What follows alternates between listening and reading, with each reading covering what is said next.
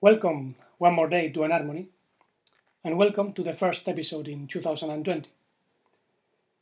A year that opens a decade of profound transformation and very quick changes. 2020, as I said, sums up four. Four are the pillars of our true being. Four is order out of chaos, out of duality.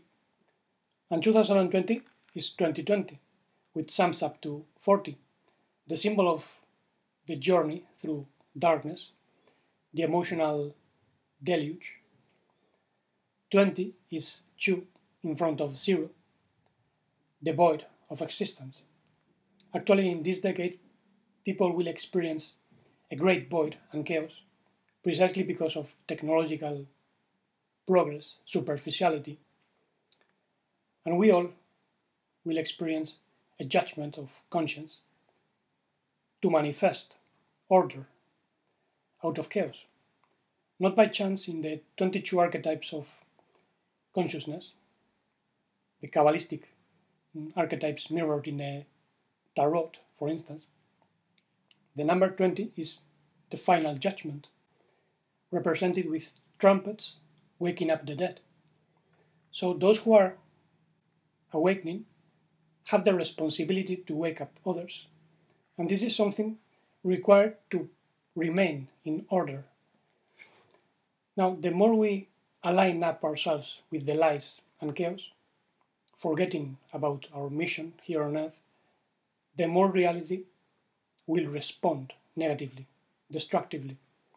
Therefore, it's essential, crucial to understand our true origin and being, seeing how existence tells both the concealment and self-discovery of the universal being in us, which takes place in 4 phases, Yud, He, Vav, He.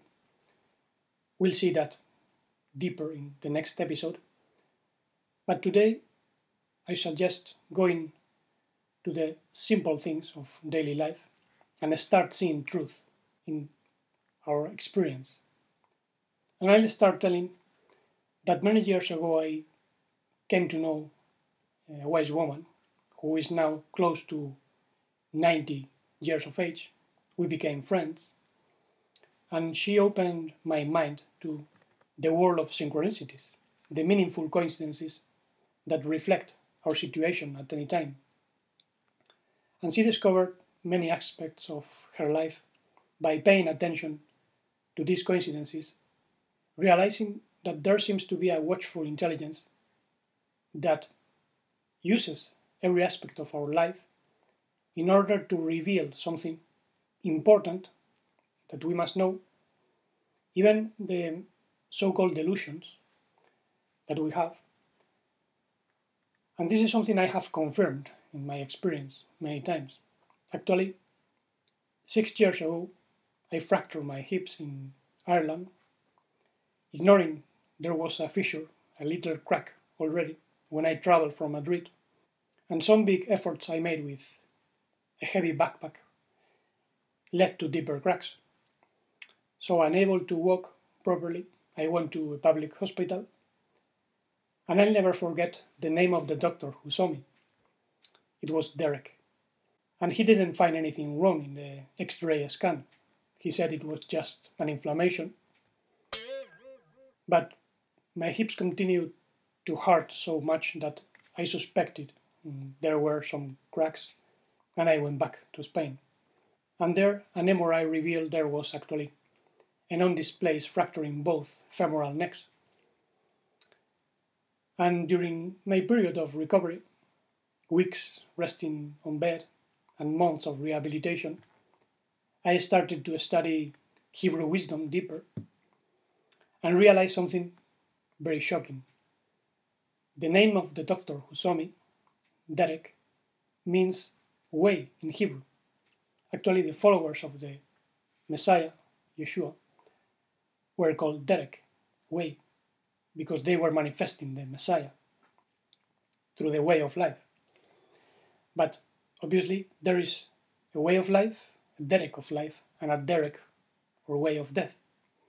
alignment with the universal will brings us into the derrick of life, fulfilling our unique mission, following our path in life, our netiva. Netivot are the paths in the tree of life, as I write in the section Vision in the web, in Harmony. Now, when we step out of our particular vital purpose, then we fall into the derrick of death, and then existence begins to hit upon us over and over again, and it can actually wipe us out completely.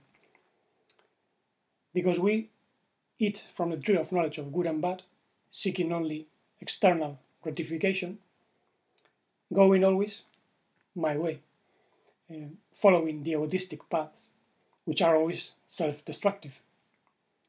And at that time, Fernando was so confused that lost the sense of vital mission, the sense of joy.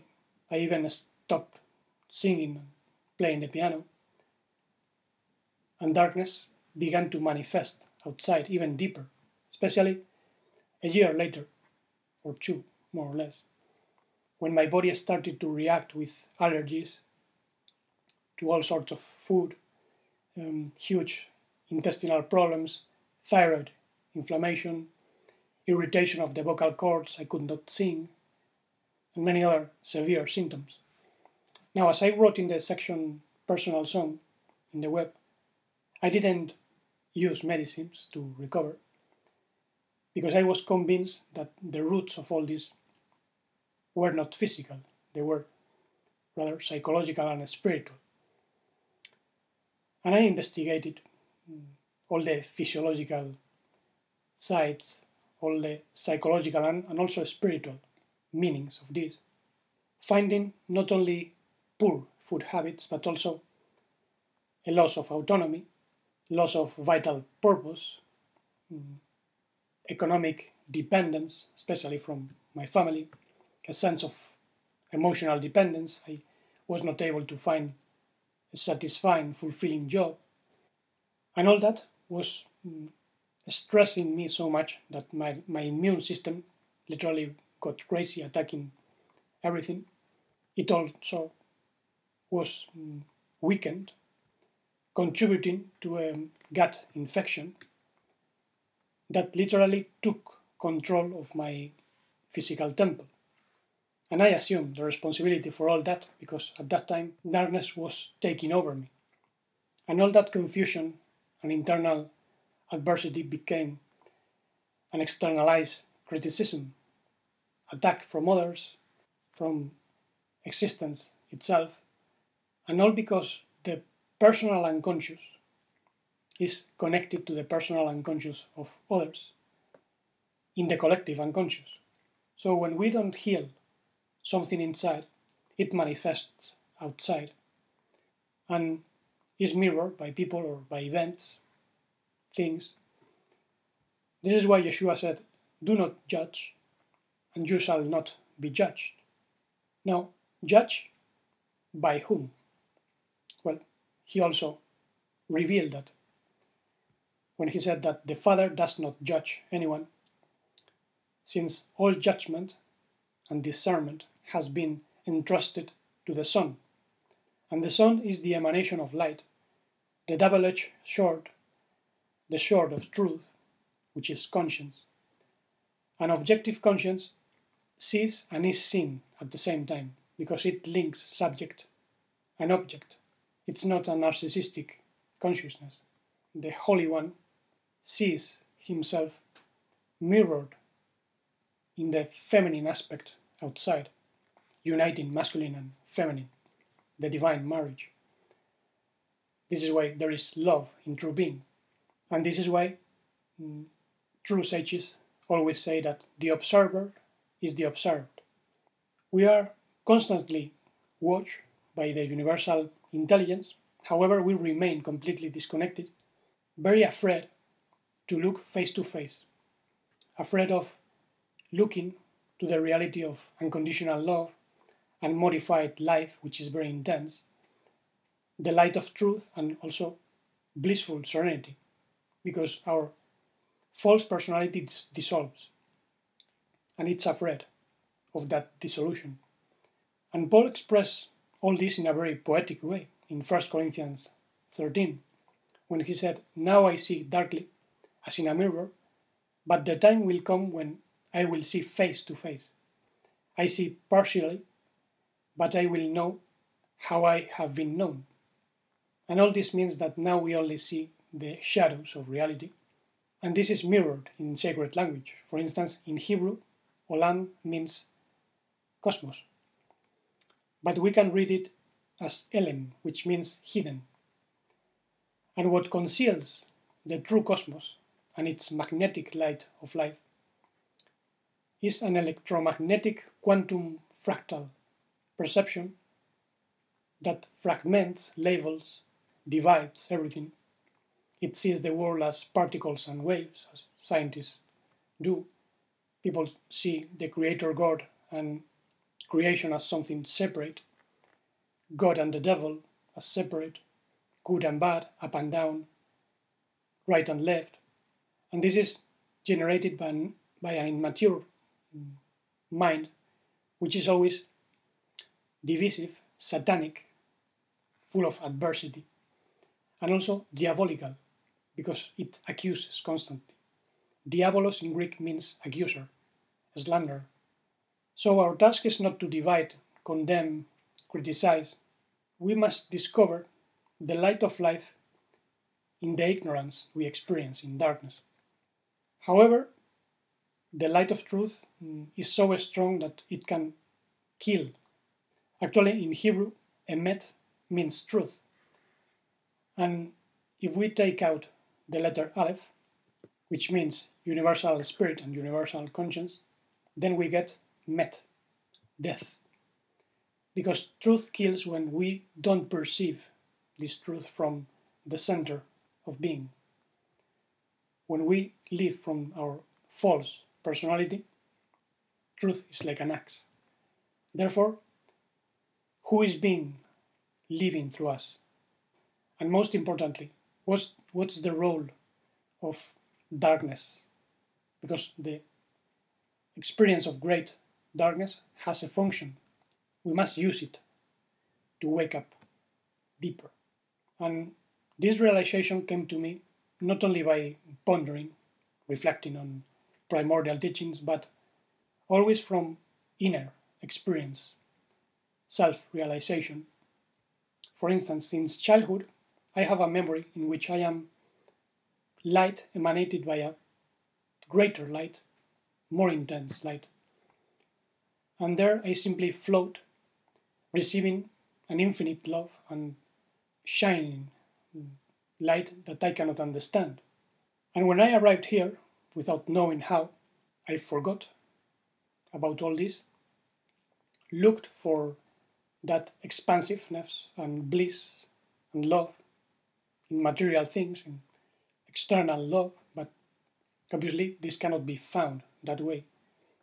I look for that by a spiritual means, practicing for more than 20 years, different methods and techniques, getting into contacts with other seekers.